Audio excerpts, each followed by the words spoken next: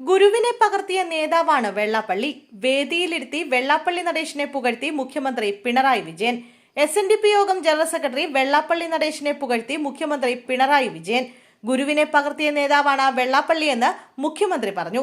ശ്രീനാരായണ ഗുരുദേവന്റെ ആശയങ്ങൾ വെള്ളാപ്പള്ളി പകർത്തി. വെള്ളാപ്പള്ളിയുടെ കാലത്ത് SNDP യോഗം സാമ്പത്തിക ഉന്നതിയിലേക്ക് ഉയർന്നുവെന്നും വെള്ളാപ്പള്ളിയുടേത് മാതൃകാപരമായ പ്രവർത്തനമാണെന്നും പിണറായി വിജയൻ പറഞ്ഞു. ശ്രീനാരായണീയം കൺവെൻഷൻ സെന്റർ ഉദ്ഘാടനം ചെയ്ത് സംസാരിക്കുകയായിരുന്നു മുഖ്യമന്ത്രി. നവോത്ഥാന നായകനായ ശ്രീനാരായണ ഗുരു എല്ലാവരെയും ചേർത്ത് പിടിക്കുക എന്ന ആശയമാണ് മുന്നോട്ട് വെച്ചിരിക്കുന്നതെന്ന് മുഖ്യമന്ത്രി പിണറായി വിജയൻ പറഞ്ഞു. കേരളത്തിലെ നവോത്ഥാന ചരിത്രത്തിൽ നിർണായക സ്ഥാനം SNDPക്കുണ്ട്.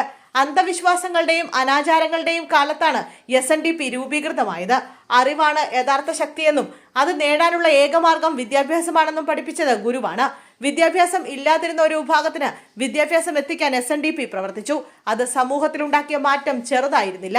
ശ്രീനാരായണ ഗുരുദേവന്റെ ദർശനങ്ങൾ പ്രായോഗികമായി നടപ്പിലാക്കുന്നതിന് SNDP യോഗം വഹിച്ച പങ്ക് നിർണായകമാണെന്നും മുഖ്യമന്ത്രി പറഞ്ഞു.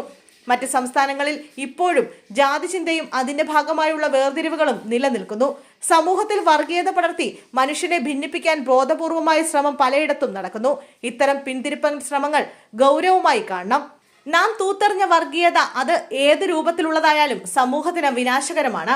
വർഗീയതയുടെ വിഷവിത്തുകൾ മനുഷ്യരുടെ മനസ്സിൽ നട്ടുപിടിപ്പിക്കാൻ ശ്രമിക്കുന്നവരെ തിരിച്ചറിയാൻ നമുക്ക് കഴിയണം. കേരളത്തിന് വെളിച്ചം പകർന്ന ശ്രീനാരായണ ഗുരുവിനെ പോലെയുള്ളവരെ സ്വന്തമാക്കാൻ ചില വർഗീയ ശക്തികൾ ശ്രമിക്കുന്നുണ്ട്.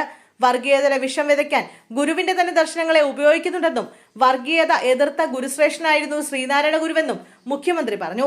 നിരന്തരം വർഗീയ പ്രസ്താവനകൾ നടത്തി വെള്ളാപ്പള്ളി നടേശൻ വാർത്തകളിൽ ഇടം നേടുമ്പോഴാണ് പിണറായിയുടെ പ്രസ്താവനയെന്നതും ശ്രദ്ധേയമാണ്.